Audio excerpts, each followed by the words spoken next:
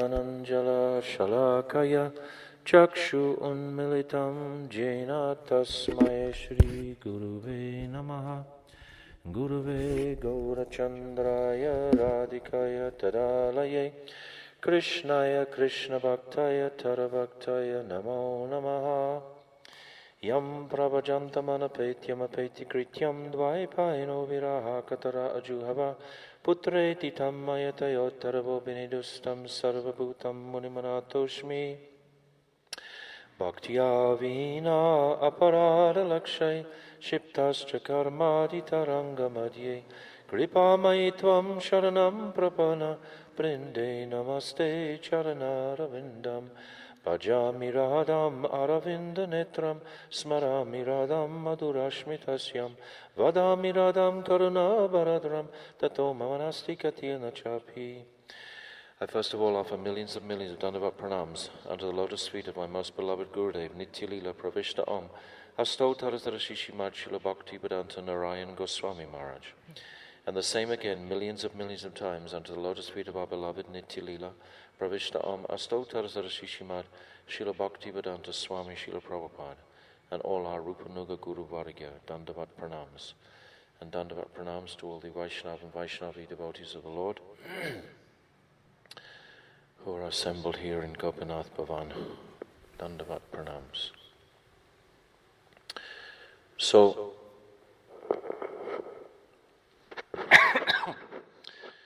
recently, just last year, I went through with you the first verse of Srimad Bhagavatam, defining what is the essence, or what is actually Bhagavatam about. And there was 5 explanations given by Srila Vishwanath Chakravarti Thakur, describing what is the Satyam Parama Dhimahi, which is the supreme, absolute conception that we're about to hear in the Bhagavatam. And he described that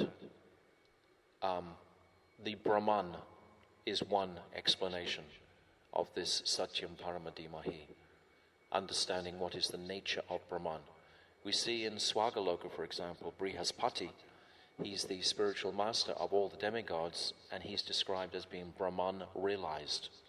So most of the demigods are actually enamored by Krishna's Brahman effulgence. They're not, even though they see Krishna, they have different pastimes with Krishna, but ultimately the Brahman is the supreme place to worship. I can remember my landlord once before here in Vrindavan, we had most beautiful deities, 350 years old, Radha and Krishna deities he'd worship in Mr. Kaushik's place here. And yet in the day he'd walk around, his wife, who was the real bhakta, she would walk around saying Om Namo Narayana, Om Narayana.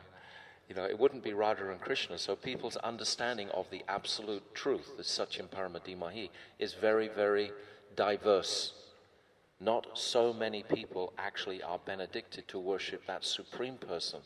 We live in groups and a society in a place where everyone worships Radha and Krishna, but it's not common in the world, actually outside, in the Devas also.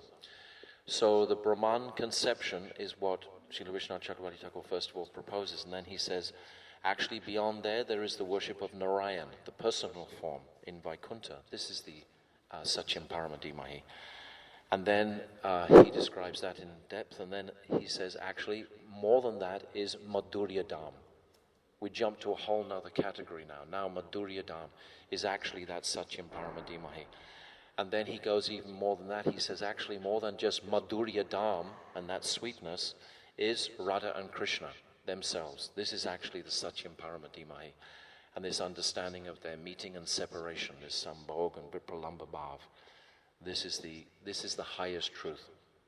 And then he says finally the 5th explanation beyond that is that actually Bhakti Devi herself is the Satyam Paramadhimahi. Devotion itself is what is going to be described on the pages of the Bhagavatam. This is what's going to be brought out here, this devotion. So devotion, actually the whole Bhagavatam is like a breath of devotion. The Bhagavatam itself is non-different to Krishna. It's described that this is Krishna's representative when he leaves this world. There are two representatives when he leaves this world. Besides Guru, there is Nam and Bhagavat. So these two are completely Krishna. They're non-different to Krishna. So, and then just a few weeks ago, I spoke here for a week, and we spoke on the first canto and the second canto. I tried to sort of put that thread in there by applying this same bhakti sa, this essence of what is the supreme satyam paramadimahi, this mood of devotion. And we looked at those 19 chapters in the first canto and those 10 chapters in the second canto. Very briefly, my purpose, as I said at the time, was to try and inspire us all to take a more dedicated look at the Bhagavatam and see it as something that we can actually grasp in this birth. We can come to terms with it. We can have it, so to speak, if we see it in this way. So we went through those 19 chapters in the first verse, those sages asking those questions in the first two chapters, and then Sutta Goswami responding with the idea of 22 avatars. This was in the third chapter. And then the conversation between Narad and Vyas. This was in chapters 4, 5, and 6. And then there's Haribol. And then Sutta Goswami comes back to describing aspects of the Mahabharata, that family history. And he describes Ashvatthama in the 7th chapter. And then he describes the prayers of Queen Kunti and the birth of Parikshit in the 8th chapter. And then in the 9th chapter he's describing Yudhisthira Maharaj's lament, and also he's describing Bhishma Dev's instructions in the 9th chapter. And then the 10th and 11th chapter is a very personal impression of Krishna leaving Hastinapura, and the next chapter, 12, is Krishna arriving in Dwarka. So these are very personal aspects that immediately are being presented in the Bhagavatam to offset any mood that actually the Brahman is where we're focusing. Because in the second verse of the Bhagavatam, first chapter, it's saying Dharma projita kaitavatra, that there's no cheating process whatsoever in this Bhagavatam.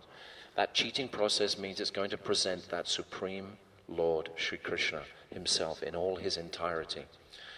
And then after those two chapters, then there's the 3 chapters where 3 personalities leave their body. Dhritarashtra leaves, that's described. Then Krishna leaves, that's described by Arjuna coming back to see Yudhisthira Maharaj and Yudhisthira Maharaj's lament, to see all these inauspicious omens. And then after that, the Pandavas themselves leave. And then there's the next chapter is the birth of Parikshit Maharaj and his glorious activities. And then is 4 chapters describing Parikshit Maharaj's activities with Dharma and Mother Earth, and then the curse of Shringi, and then finally in the 19th chapter, the appearance of Shukadev Goswami. So this is the thread that we want to sort of capture. That's the step-by-step process that's coming in the first canto. And then the second canto, that's after the appearance of Shukadev Goswami. Then he begins to describe the supreme reality. He begins to describe how, first of all, he offers beautiful prayers to Lord Brahma, invoking Lord Brahma's mercy. And then he describes Narad's relationship with Lord Brahma, because he's about to describe the conversation when Narad is inquiring Lord Brahma, well, is there anyone higher than you? Are you the supreme Lord of all the universes? Because it would appear that way. Lord Brahma is the architect of all the universes. So it would appear that actually Lord Brahma is that supreme, even though it's described that Narad knows that he's not, because he's seen Lord Brahma performing austerities. So how would you perform austerities if you weren't trying to please somebody higher than yourself. It's not, if you are the Supreme Lord, you don't have to do your austerities. So even though he knows this in his heart, so then this is described, these Chatushlokis. Then at the end of the second canto, the 10 subject matters of the Bhagavatam are described. So in fact, it's almost as if the Bhagavatam hasn't actually started yet, and we've got to the end of the second canto. But what it's done, since it's built up an impression of the supremacy of Krishna from the first verse of the first canto, all the way through, this understanding that Krishna is that ete kamsa kalapumstam, Krishna stu bhagavam swayam. This verse is in the third chapter, describing the incarnations, that Krishna is that supreme. So this is the current. In my own understanding and meditation of the Bhagavatam, this kind of method works for me, to try and get a process, a step-by-step unfolding.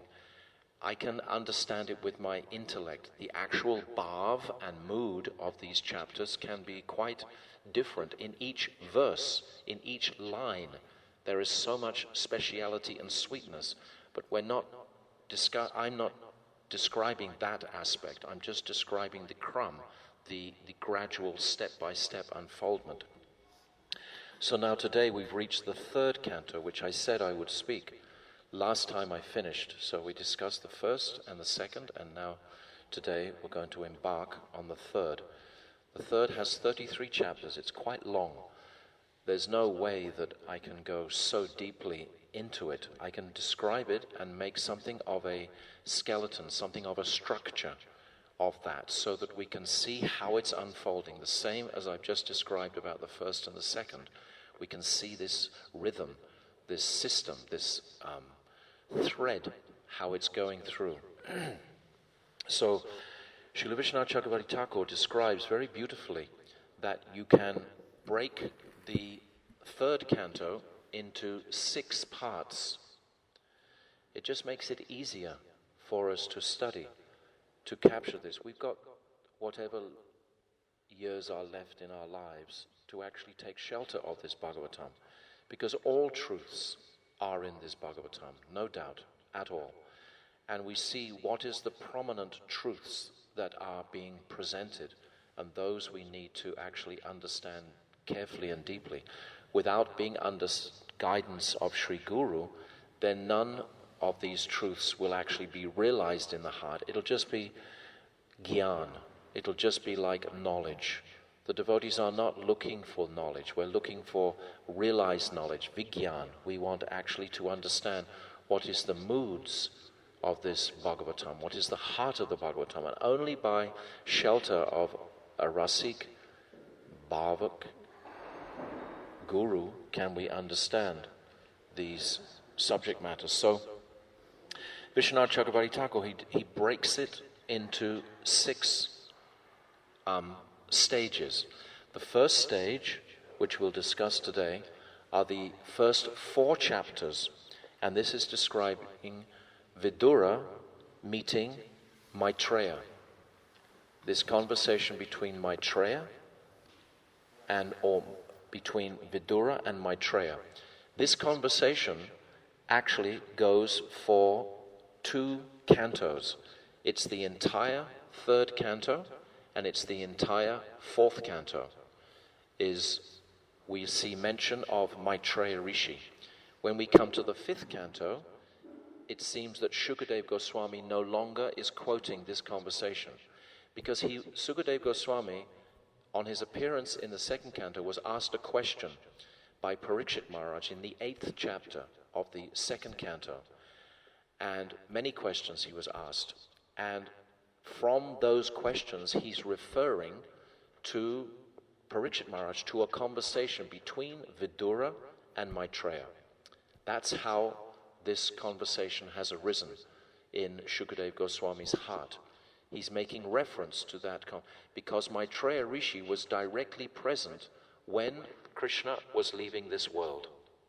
So on that authority, on that supreme authority, Shukadev Goswami is quoting this divine conversation between Vidura and Maitreya, which is built up through these first 4 chapters. So that's like the scene, so to speak. And then after that, there are 7 chapters describing creation and the sub-creation of Lord Brahma, which Maitreya Rishi is relating to Vidura. So this is the second part of the 3rd canto broken down. And then there's, amongst that, or rather after that, there are 7 chapters about Lord Varaha, which are very beautiful and very amazing, that amongst this heavy description of Sarga, how the material world manifested from the navel of Garbhodakshai Vishnu with Lord Brahma sitting on the lotus, then all of a sudden we have this beautiful pastime of Lord Varahadev. He comes right in the middle of this this particular canto, and there's 7 verses describing Lord Varahadev.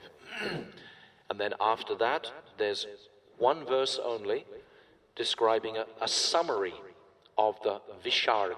Remember what Visharg is? Visharg is the local creation by Lord Brahma.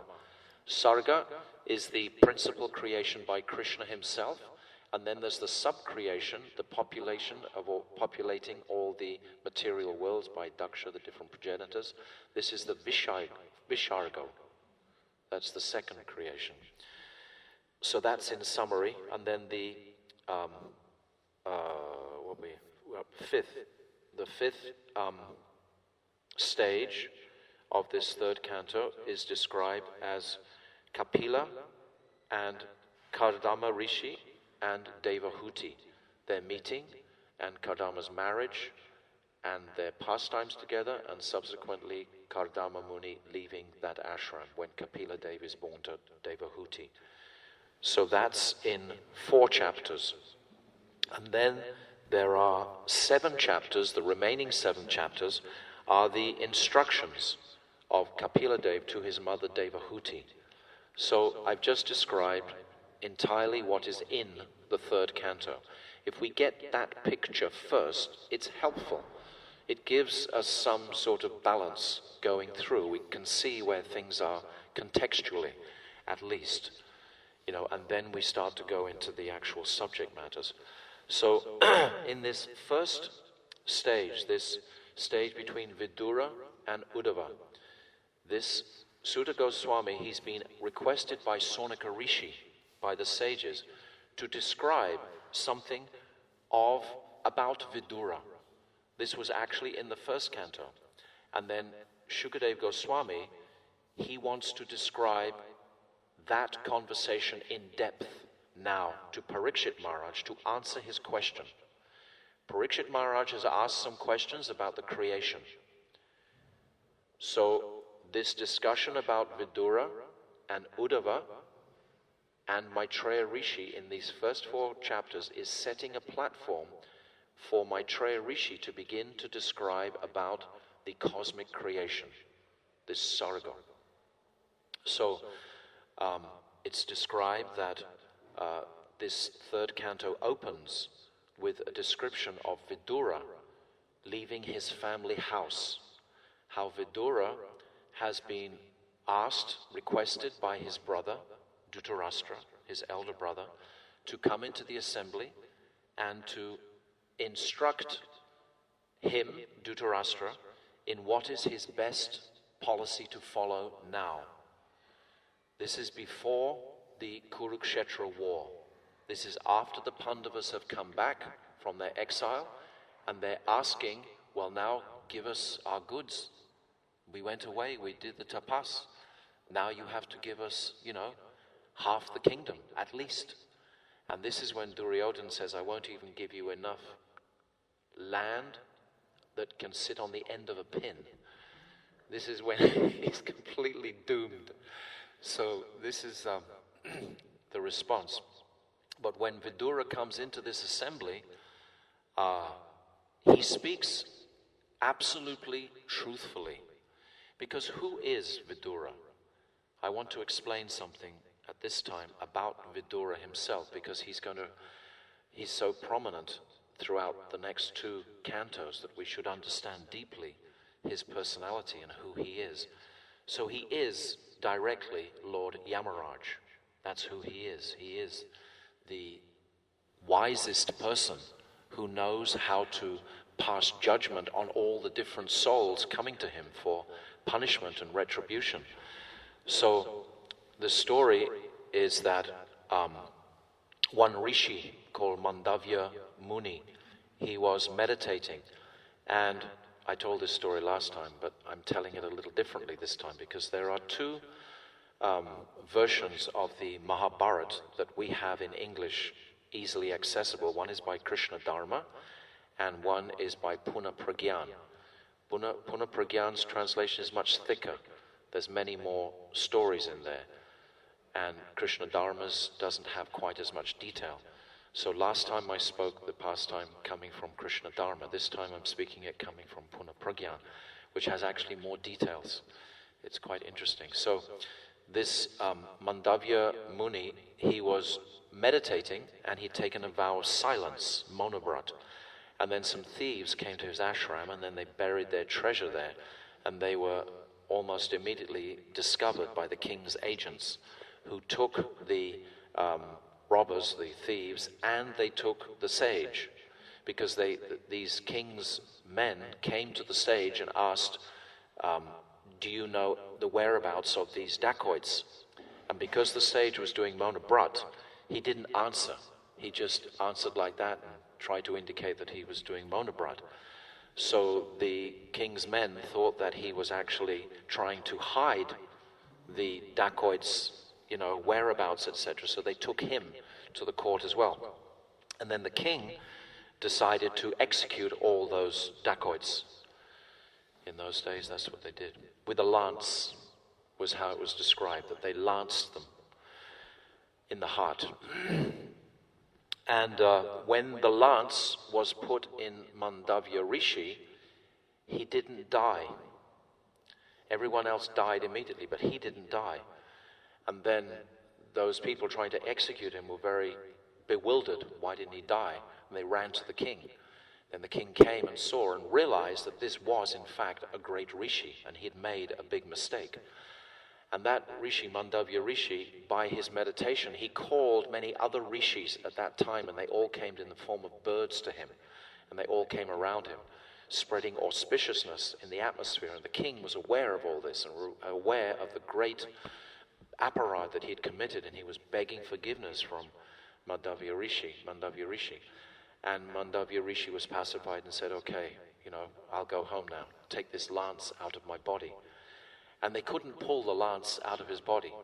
Many, many soldiers came and they tried to pull the lance out of this Rishi's, and they couldn't pull. Finally, they just had to chop it off and let him walk around with a big block of wood in his heart area. Anyway, he went back to his ashram and he was performing his meditation. And one day in his astral travel, he came to Yamaraj. And then he asked Yamaraj, why was I punished like that by that king? For what offense did I commit? Then Yamaraj explained, when you were a young boy, you pierced an insect, an ant, with a sharp blade of grass. And for that, you were being punished with this lance in your body. And then Mandavya Rishi thought that was ridiculous, excessive punishment. And he says, this is ridiculous. I was just a small, ignorant child when I did that. And he said, I'm cursing you, that you will take birth as a Sudra in the material world. Of course, this is all orchestrated by Yogamaya herself for this pastime to unfold. So then he curses Yamaraj. Yamaraj is a Mahajan, one of the 12 Mahajans. This is how great a personality he is. So he's cursed to come into this world by Mandavya Rishi. And Mandavya Rishi also says at the same time, I'm also giving you a curse that you're not allowed to punish boys who are under 14 years old for their crimes of this, like this way. So then Mandavya Rishi goes back to his ashram, and that's the end of his story. But then Vidura takes birth from Ambalika. And this is a very beautiful pastime from the Mahabharata again. The Mahabharata is reckoning so much as the backdrop and background, certainly in the beginning of this Srimad Bhagavatam. If you're very familiar with the Mahabharata, it'll make it very simple to have access to these pastimes. The pastimes, of course, are different from the actual philosophy that is being explained. But still, the pastimes is the color. The pastimes are the container where Krishna has chosen to manifest himself with this as the backdrop. So, Vidura is born from the maidservant of Ambalika. We remember that Satyavati had 2 sons by Shantanu Maharaj. Shantanu Maharaj originally was married to Ganga Devi and had 1 son, Bhishma Dev. And Bhishma Dev took that vow of celibacy so that his father, again, on Ganga Devi's going away, because Ganga Devi had said, I will leave if you question anything I do.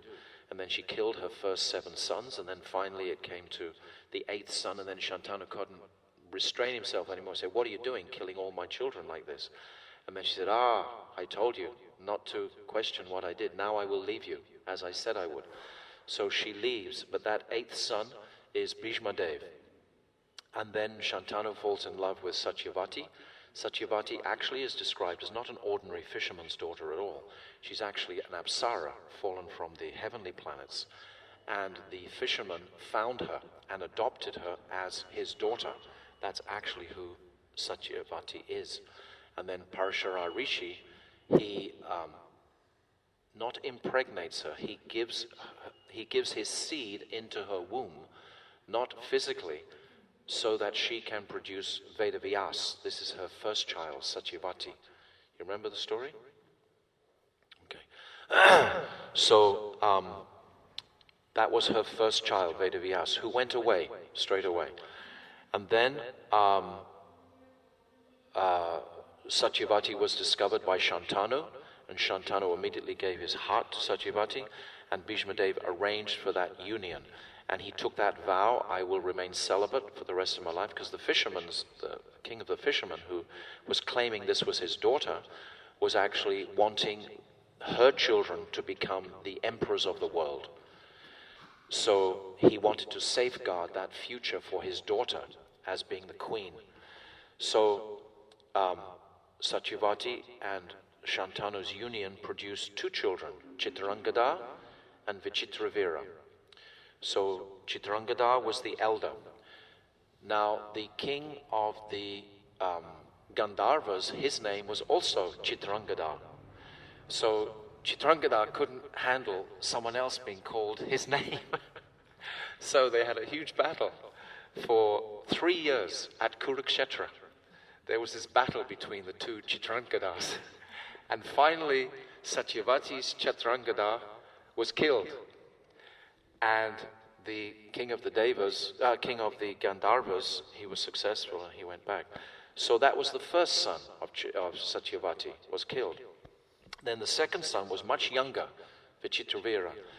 And Bhishma Dev, he went and secured these 3 wives from the king in the south of India. I've forgotten his name. And he brought these 3 queens, 3 princesses back with him. Amba, Ambalika, and Ambika. And when he arrived, Amba told him, actually, I had given my heart to Salva. Because Bhishma, he didn't wait around for the Swayamvar, for the princesses to choose there. He kidnapped them. Bhishma Dev was so powerful. Bhishma Dev was acting like the ruler of the world, actually, for most of his life, as the empowered regent of the Kuru dynasty. Even though he wasn't actually the king, but still he was acting in that capacity all the time throughout. Because Dhritarashtra, I didn't describe that part, but you all know the history. Dhritarashtra was blind, so he couldn't take the kingship. And then Pandu took the kingship. Oh no, wait a minute, I'm jumping ahead. Okay, hasn't come yet. That's right, hasn't come yet. So many details in the family order, and it's helpful to try and Indian people, they know them automatically because they're brought up with them from childhood. I haven't been brought up with them from childhood. I had to study them, try and capture them. Anyway, these three princesses come, and Amber confesses to Bhishma Dev, actually I gave my heart to Salva. I cannot perform this marriage with Vichitravira. So Bhishma Dev, being very chivalrous, he said, okay, you can go back to Salva. And then there's the whole pastime, taking birth as Shikandi in the Mahabharata war, just wanting to kill Bhishma Dev. Half man, half woman. She comes in front of Bhishma Dev, and Bhishma Dev won't shoot her with his arrows because he knows who she is, this princess. That's a whole other story. Anyway, these two queens were there, and it's described that Vichitravira enjoyed excessively with all the queens, the two queens, and all the maidservants that the queens brought with them afterwards. And it's described that he caught tuberculosis. He became very sick, and they couldn't cure his sickness, Vichitravira. And then he died. So then there was the two queens without offspring left. So then Satyavati became most disturbed and worried, and she requested Bhishma Dev to impregnate the two queens, which is completely okay by the codes of conduct for the brother or the stepbrother to impregnate the stepbrother's wives if the stepbrothers have died or have died. So Bhishma Dev says, no, I've taken this vow of celibacy. There's no way that I can do that. I'm not going to break it. Even for this very important, time when the Kuru dynasty is being threatened because it doesn't have a successor. And, when there's not a successor there, all the dacoits and rogues will actually come out. Just like the passing of King Venu. When Dhruva Maharaj left and King Venu was there, and then they killed King Venu, and then all the dacoits and rogues are described as coming to populate the planet. So without a strong government, this is what happens. So Satyavati was most concerned, and she came up with the idea, well, perhaps Vedavyas can impregnate these two queens, and then Bhishma Dev agreed completely. Then all the wise counselors, they also agreed. So she summoned Vedavyas, and Vedavyas said that the queens should actually perform austerity for 1 year, and then they will be able to handle my discharge of semen into their bodies very easily. And Satyavati, being a very passionate queen, said, no, there's no time for that. There's no time at all. We have to actually stop these rogues straight away.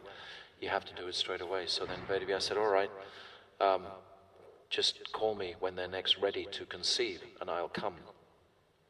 But because they hadn't had that purificatory time, when Vedavyas appeared, he was like quite horrendous to look at.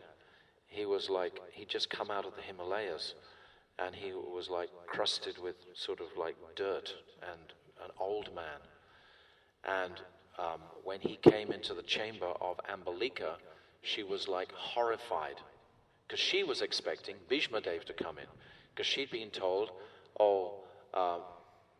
your Satyavrati's stepson, who is Bhishma Dev, would actually come in. So she was expecting a great, powerful Kshatriya to come in. And then when Vedavyas appeared, this mendicant from the Himalayas, she just freaked out, closed her eyes really, really tightly for the whole time. And then as soon as Vedavyas came out of that chamber, then Satyavati asked, what sort of son will be born? And Vedavyas said, he'll be very, very powerful. He'll be as strong as 10,000 elephants, and he will have 100 sons, but he will be blind. So then Satyavati really freaked out, because you can't enthrone a blind king. This is not, correct. So then she asked Vedavyas to impregnate Ambalika. And when Vedavyas came into the chamber of Ambalika, she trembled so much in fear, and all the blood drained from her face. And when Vedavyas came out of the chamber, Satyavati asked what sort of son will be born. He said, a very powerful, strong warrior a great king, but he will be very pale. And that was Pandu. So there's Dhritarashtra and Pandu. And because Dhritarashtra was blind, then Satyavati decided, well, Ambalika should have another child, so that there will be surety of the lineage. So then when Ambalika heard that again Vedavyasa was going to come in, the first time she closed her eyes, screwed her eyes up, and the second time she just freaked out completely. She got her maidservant to actually go in the bed instead. So then Vedavyasa came in, and it's described that the maidservant, this Sudrani lady, was very, very respectable to Vedavyasa. She was very accommodating. She didn't freak out. She didn't do anything. She was completely peaceful about the whole affair. And Vedavyasa was very pleased with that. And when he came out, he was asked by Satyavati what sort of son. And then Vedavyasa said, well, actually, Ambalika, she cheated me. She put a maidservant in the bed instead. It wasn't Ambalika at all. So this will be the son of a Sudrani. But he will be the most wise of all the residents of Kuru. And he will be the counselor to these two brothers, Pandu and Dhritarashtra.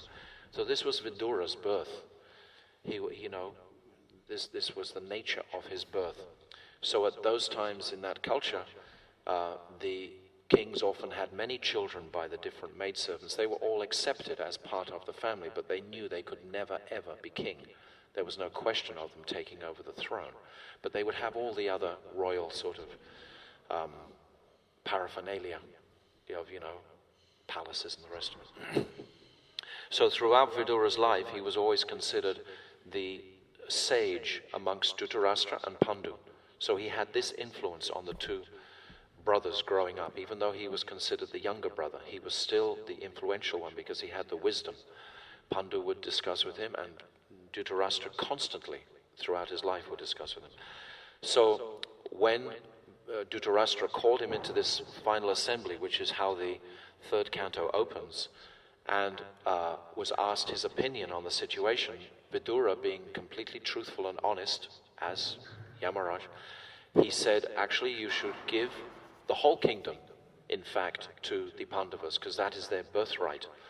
And you should throw out this Duryodhana, this son who has been nothing except a disturbance of your family entirely from his birth. When he was born, Duryodhana began braying like a donkey, and all the other donkeys began braying in response to him. In the city, it was just a whole sound of just braying donkeys was going on when he was born. This was Duryodhana. So Duryodhana was there with Karna while Vidura was talking to Dhritarashtra at this time. And Duryodhana became incensed and said, who is this son of a maidservant, giving advice to us kings, Kick him out immediately of the palace. And Vidura was actually completely detached from everything in the palace. He was not attached to anything. And it's described how he leant his bow against a pillar and he just walked out of the kingdom entirely. He was so hurt by the words of Duryodhana. Duryodhana was completely insulting to him in that assembly. Duryodhana was like a kid, more or less. Vidura was the same age as Duryodhana's father, practically. He was the brother. They were all born at simultaneous ages. So see the age difference here. Vidura was like the same age as Duryodhana's father. And to be insulted by this pompous, arrogant person was hurtful to Vidura. So he took this as a golden opportunity to completely have done with the Kurus. And then he just walked out of the palace completely. Didn't go home, didn't go anywhere. Didn't go to check his wife or anything, just walked. But it's described that he camped outside the city. So messengers would come constantly. So probably he sent some word back to his family, whatever. Shore them up, whatever. Anyway, that's how he left. And it's described that Vidura felt kind of ashamed of being connected with the Kuru house. So he didn't want to go to Dwarka and take shelter of Krishna straight away which is what he wanted to do in his heart. Instead, he thought, I will purify myself by traveling to all the holy tirthas. And when I have purified myself of this contamination of living in this degraded house of Kuru, which is now being usurped by Duryodhan, who is blaspheming against my Lord and Master Sri Krishna, then I will become purified. So it's described in this first and second chapter how Vidura travels to all the different holy places with the intention of purifying his existence so that he can become more qualified to remain in the association of Krishna in Dwarka. This was his intention. So he travels to all these holy places. And when he comes to Prabhash, he is told that actually all the Yadavs, the Vrishnis, the Bhojas, etc., from Dwarka, they've all left this world. They had a fratricidal war amongst themselves in Prabhash, and they've all left this world. And Vidura is devastated by this news. He already heard before of the results of the Mahabharata war, that Maharaj Yudhisthira was now controlling the planet and the kingdom, the emperor of the world. And then he heard this devastating news, that all his relatives, all his family members staying in Dwarka were killed by that curse of the Brahmins when they began to fight with one another. So this pastime is described a little bit, it's touched on in the third canto. So at the very beginning of this Bhagavatam, we're hearing the complete picture. We're hearing what actually happened to Krishna after that Mahabharata war. It's filling in all the details there so that we can see what actually happened. Simultaneously, with the thread of devotion is pumping through completely, entirely, all of these descriptions. It's all focusing on Krishna as the Satyam Paramadimahi. This is not left out for a half second. This is the whole intention of the Bhagavatam. But this backdrop is there. This color, this portrait is there of where it's being set. So then in his lamentation, then Vidura, he meets Uddhava on the bank of the Jamuna. Finally, he comes to the bank of the Jamuna. And he's understanding of the passing of the Yadus and the other family members. But still, for almost 3/4 of a chapter, in this second chapter, he's inquiring from Uddhava about all his family relatives. He's asking them all, name by particular. All the different names are being mentioned. How is Balaram? How is, who are the others? All those personalities. No one's speaking. All the different personalities. I'll look in the book just for a second. This is the third canto. This is what the third canto is about. And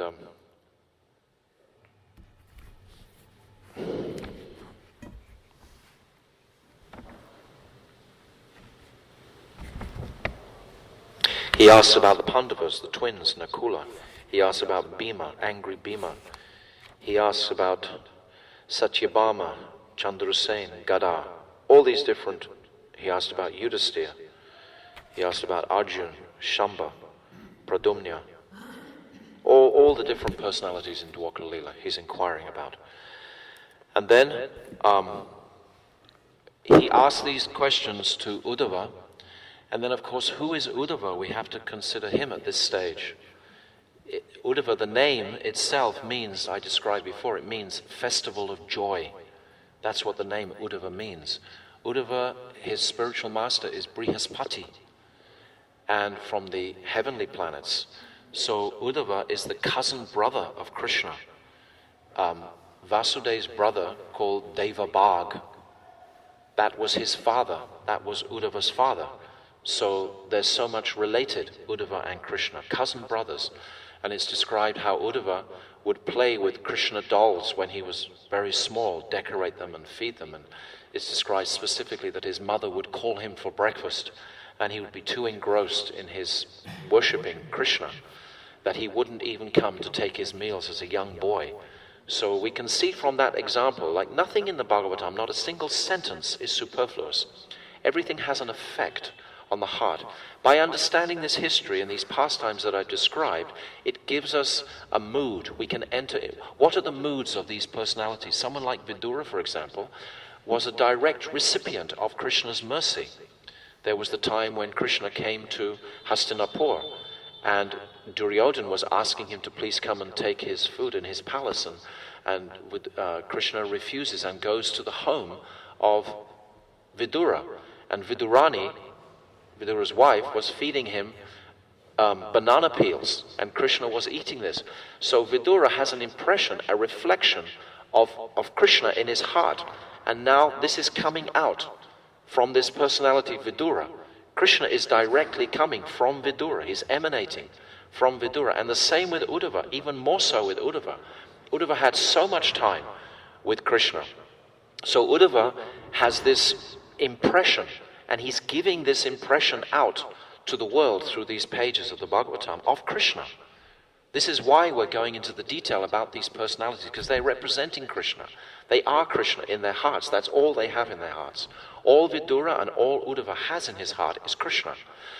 So when Vidura meets Uddhava, Uddhava is completely in a lamenting state of mind, because he was there when Krishna was actually leaving the planet, sitting with his back against a banyan tree, with his forearms and all his weapons came, and the hunter Jara pierces his heel, and he's about to leave the world. And at that time, Uddhava has been told already by Krishna, go to Badrikashram. He was told in Dwarka, 7 days before that massacre at Prabhash. He was told, Krishna knew that the ocean will inundate here in Dwarka. And he gave all those instructions, that Uddhav Sandesh in the 11th canto, he gave those to Uddhava at that time. And then he instructs Uddhava, go to Badrikashram and take this message to the sages at Badrikashram, because I have fulfilled all my savas in this planet except this one. I haven't gone to pacify those sages of Badrikashram, so you please be my representative and go there and do that. So he's ordered by Krishna to do that, but he doesn't. Just like it's described, the gopis don't go home after they've been told by Krishna to go, after he's called them to the forest at night with his flute sound. They're told to go, but they don't go. Similarly, Uddhava, he doesn't go. He doesn't go to Bad. He follows Krishna just behind him. He's obviously a day or two behind, because he's not present when that massacre takes place. He comes just after that massacre. I mean, there was 240 million male family members who were killed at that time. So can we imagine 1 million people fighting? 2 million, 10 million, 100 million, 204? What a clamor, what a noise, what a vibration it would make. So Uddhava wasn't actually in the proximity of that war, that battle. We can't even conceive of so many people fighting and killing each other. And that's why Vishwanath Chakravarti Thakur comments how strange it is that a hunter should be looking for deer in a place where all those people have just been killed. And yet this hunter Jara comes with his special arrow that was found in the stomach, but was part of not in the stomach, the club of the curse by the rishis to Shamba when he was disguised as a woman, and asking, is this a male or a female? And they said, you give birth to an iron club and it'll be the destruction of all of your dynasty. And then Ugrasen grinds it into dust except for one little lump, and it goes into the mouth of a fish when he throws it into the ocean. And then that fish is captured by this hunter's wife, and she finds this piece of iron, and Jara fashions it into an arrow, which is the final extinction of the Yadu dynasty, with Krishna getting it into the heel. So I think by hearing all these details, it gives us a greater desire for focus on everything else. When we hear all of Krishna's life is so much detailed, then we start to examine every part of his life has a pastime connected with it. So Uddhava is asked by Vidura, when they meet at the Jamuna, about the family members, even though Vidura knows what is actually the truth, but still he's so happy to meet Uddhava, because Uddhava is like the last remaining family member. And Vidura is overjoyed. It's almost for Vidura like meeting Krishna, because it's described how similar Uddhava is in appearance even to Krishna. So Vidura is overwhelmed with happiness at meeting Uddhava, and he gives all these beautiful questions. And then it's described that Uddhava, after hearing these questions, he starts to meditate within himself on the pastimes of Krishna.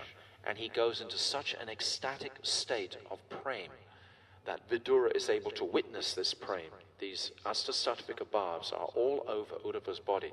It's described by Vishwanath Chakravarti Thakur that Uddhava cannot speak for 40 minutes after he's heard this inquiry from Vidura. He goes completely internal, and all these bhavs are being exhibited by him. And Vidura is sitting in front, and he's experiencing these bhavs, because these bhavs are described by Gurudev in his Vallabha Kusumanjali as alankars, or ornaments, on the bodies of the devotees.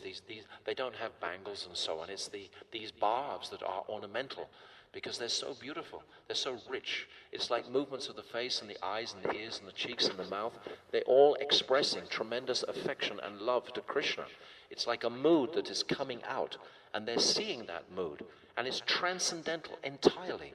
So this is what Vidura is experiencing from seeing Uddhava this way. And then after Vishwanath Chakravarti Thakur says 40 minutes, then he's just lamenting. He's so much in shock at the separation of Krishna. Krishna has actually left. It was inconceivable because all of the other eternal Nityasiddha Parikars go back with Krishna except Uddhava. Uddhava is the only one that gets left behind, and Shukadeva Goswami also. But practically from this Dwarka Leela, Uddhava is the only one that gets left behind. So Parikshit, he asks this question, why was Uddhava left behind? And then Shukadeva explains that he had to take this message to Badrikashram. He had to fulfill the rest of Krishna's desires on the planet to represent him in Badrikashram. So after Vidura's asked these questions, then there's two beautiful chapters, or one in particular beautiful chapter, when Uddhava begins to describe all the pastimes of Braj first. He describes all of Krishna's pastimes up to the age of 11 years old. Now this is in the 3rd canto we're getting this. So it's not only in the 10th canto that these moods and this beauty and richness, it's directly in the 10th canto. But nevertheless, for the Rasik student, he's seeing all this throughout the whole Bhagavatam. Shukadeva Goswami, he's giving this. And Srila Vishwanath Chakravarti Thakur, any smell of Braj, Vishwanath Chakravarti Thakur will bring out. Immediately, he brings out and elaborates on a whole purport about it. Because this is what he's hungry for. This very beautiful pastimes of Krishna in the 10th canto. So, Uddhava, he's describing Putana, he's describing the different demons of Braj, he's describing, even he touches on the gopis' love for Krishna to Vidura. Vidura has not knowledge of this. Vidura was living in Hastinapur and just understand, like Vidura understands, but not on the same level. Did I say Vidura or Uddhava? Like Uddhava understands, it's like a Jnani Bhakta. It's like he's understanding this Aishwarya aspect of Krishna as being the Lord of all. Vidura has seen, a partial manifestation of the universal form when Krishna goes to Hastinapur as a messenger and has to show that to Duryodhana. And Vidura is there in the assembly, so he knows who is Krishna. He knows fully who is Krishna. He knows the Aishwarya as. So when he's hearing these beautiful, sweet pastimes of Braj, Vidura's heart is completely melted. And then there's no interruption, and then Uddhava goes straight through and begins enumerating all of the pastimes of Dwarka Leela. Practically for, I tell you exactly how many verses, it's amazing. Well, there's 28 verses, and he describes Narakasura, he describes the 16,000 princesses, he describes all of Krishna's marriages, he describes the 10 sons to each queen, he describes how Kalyavan was killed, Jarasandha was killed, Salva was killed. He describes the whole battle of Kurukshetra. He describes how Duryodhana was slain. He describes how the Yadus were victorious. He describes how Yudhisthira was enthroned. He describes how Parikshit was saved. He describes the Rajasuya sacrifice. He describes Dwarka. He describes the queens and all of their sweetnesses. He describes this also. And he describes astonishing Krishna. Then he describes the curse of the Durvasa. Then he describes Prabhash, this destruction of the Yadus. And then that's all in the 3rd chapter. So we've reached the 4th chapter, so we're just about on time. So I want to just complete this 4th chapter. I can do it quite briefly. So all I've described this morning is the first 4 chapters of the 3rd canto. So try and understand, this is like, how essential is this to understanding our personal relationship with Krishna, which is bhakti. So the bhakti sa, the Satyam Paramadimahi, is bhakti. So from these first 4 chapters, how much enriched can we be in appreciating what is our seva to Krishna? It's not direct what is sadhan, what is bhav, what is bhakti, but it's still direct a place in the heart to appreciate who is Krishna. So now in this 4th chapter, it's entitled The Departure of Uddhava. Then Uddhava, he tries to leave, and Vidura won't allow him to leave after he's heard such beautiful pastimes. And he begs that Uddhava please give him that very confidential knowledge that Krishna directly imparted to him when he was leaving this world. When he was leaving this world, Uddhava came, as I've said, and witnessed Krishna leaning against this banyan tree. At the same time, Maitreya Rishi also came. Maitreya Rishi is like a disciple of Parashara Rishi. Parashara is the father of Vedavyas. So Vedavyas and Maitreya Rishi are almost like brothers in a sense. They're nothing blood-wise, but because both of their gurus, because Vedavyas's worldly guru, so to speak, is Parashara Rishi. That's his father. So the disciple of Parashara Rishi is Maitreya. So Vedavyas and Maitreya are like the same age, like of the same mood. They're like the, heavy yogis is who they are. So Maitreya Rishi comes, and then Krishna, he's speaking these confidential secrets of the creation, etc., this sarga. He's speaking it to Maitreya, but all the time it's described he's looking at Uddhava, smiling. He's glancing lovingly at Uddhava, but he's actually speaking to Maitreya Rishi. Maitreya Rishi at this time is described as a Jnana Mishra Bhakta. He understands the Aishwarya, it's mixed something. That's what his level is described as.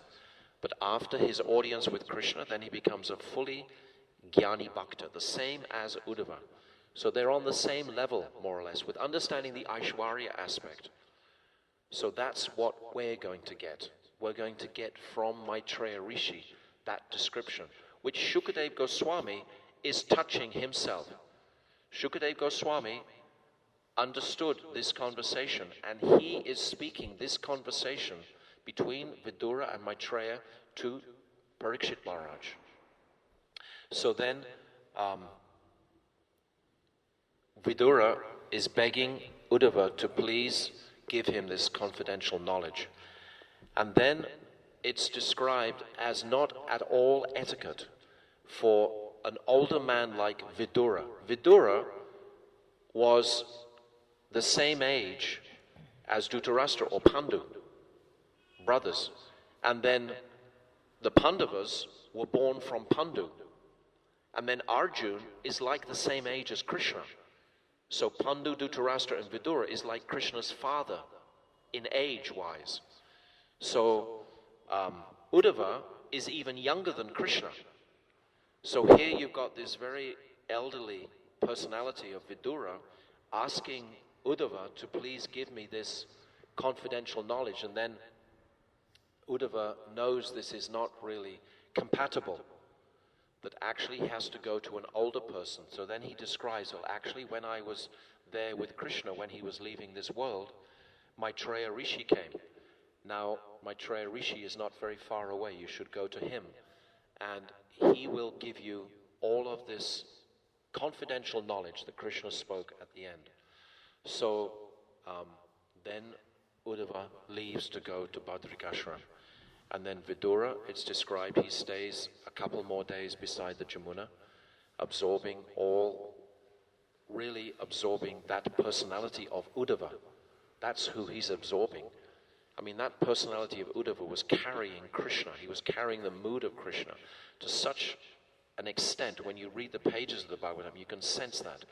Then finally, Vidura leaves and he goes to Ganga Devi in Haridwar. And there he meets Maitreya Rishi. And there he begins inquiring from Maitreya Rishi about this confidential knowledge. So tomorrow we'll discuss, I don't know how we're going to get through 7 chapters in one class, but I'm going to attempt it. It's fun, actually, to try and bring it down, to boil it down to what do we understand is the essence of each group of chapters. And then you have it forever. You know, you've got it in summary. So I hope after 7 days, all of you will be at least externally very familiar with the structure of the 3rd canto forever. I remember sometimes in the festivals, Gurudev would suddenly ask us to speak something on the 3rd canto. What? Where's that? Who's that? Someone would say, oh, Kapila. Then someone would say Varaha. You weren't quite sure of where it was all balancing out, you know. But once you've got the steps, and it's like in this 3rd canto there are 6 steps. And so tomorrow we'll go through those chapters to some degree, as much as I can boil them down to. There's 8 chapters, and it's basically describing Sarga and Visharga, the creation from Mahavishnu through Garbhodakshay Vishnu, and then the sub-creation by Lord Brahma populating, which is absolutely fascinating to appreciate how Lord Brahma creates all the world and all the different personalities in the world. This is transcendental knowledge. If we understand this, there's no confusion for us anywhere in the world. It takes us to a whole nother state of consciousness where we're not actually part of it. We start to appreciate the time frame differences. You know, I've had so many births in so many lifetimes, and this is just another birth. So detachment becomes easier to perceive when we have this knowledge. And detachment is the abhideya, is the key to actually attaining transcendence. Of course, ultimately, the prayojan, the sweetness of affection and attraction to Krishna. But when we see these great personalities as Vidura and Uddhava, their love for Krishna, then who was Krishna? We are also hearing so much the love that Sri Radha has for Krishna. This is the highest, we know that. But there also these other personalities also loved Krishna so dearly. So this gives us a more heartly connection also with Krishna. So nothing is,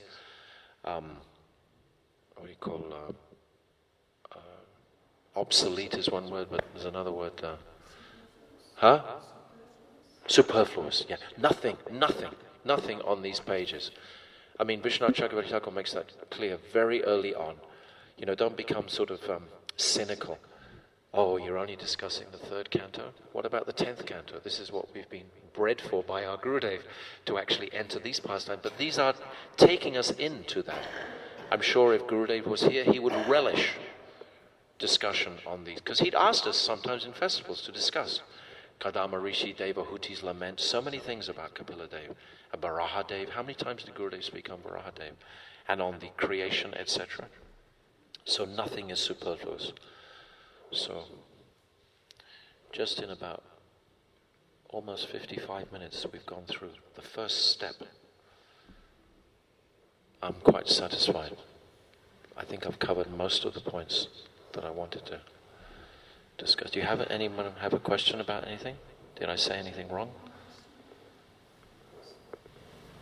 You gave a synopsis of the first canto. I was just pondering, is that in chronological order? Or we need to understand that the events are they happening like one after the other? The only chronology that I can find is between the speakers themselves and the listeners, which are essentially the sages at Naimisharanya.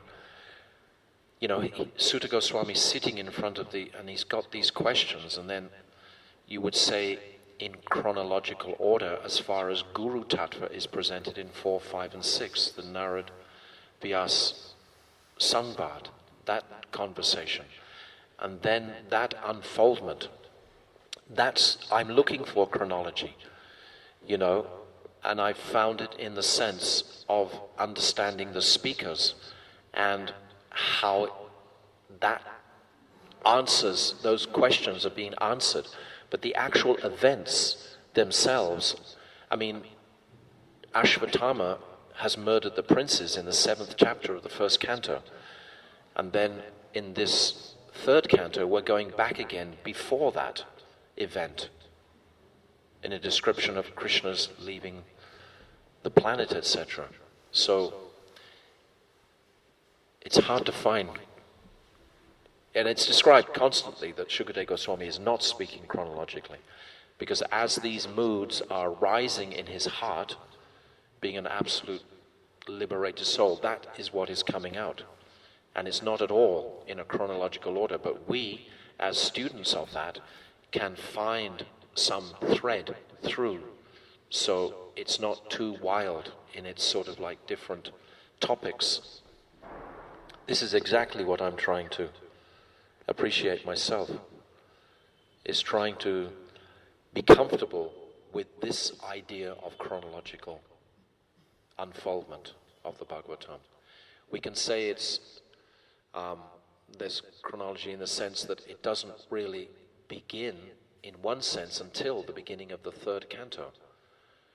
Like the Chatushloki is described in the 9th chapter of the 2nd canto in sutra form, basically.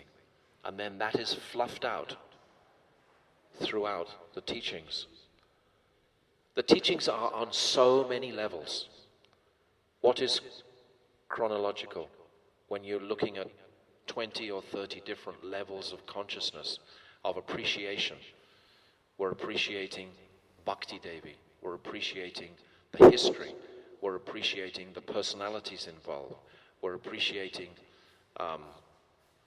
Krishna's moods, we're appreciating the different personalities' moods. So all these different levels, only devotees who chant Hare Krishna can possibly begin to reconcile that chronologically or feel comfortable with it. When you say chronological, to me it means how can I be comfortable moving through it? That's how I interpret what you said. And by taking some shelter from Srila Vishwanath Chakravarti Thakur on that idea, because he directly gives us that. He starts this 3rd canto by describing exactly what I've described, that these 6 stages are there. This is how he breaks it up straight away into 6 places. So we're seeing some analysis of it. Something. Srila Gurudev ki jai, Srila Vedavyas ki jai, Sri Vidura ki jai, Uddhava ki jai, Srila Gurudev ki jai, Srimad Bhagavatam ki jai, Anantakota Vaishnava Vrinda ki jai, Gaur Premanandi, Hari Bol. Hare Krishna, Krishna Krishna, Hare Hare, Hare Ramo, Ramo Ramo, Hare Hare, Hare Krishna, Krishna Krishna, Hare Hare, Hare Ramo, Ramo Ramo, Hare Hare, Hare Krishna, Krishna Krishna, Hare Hare.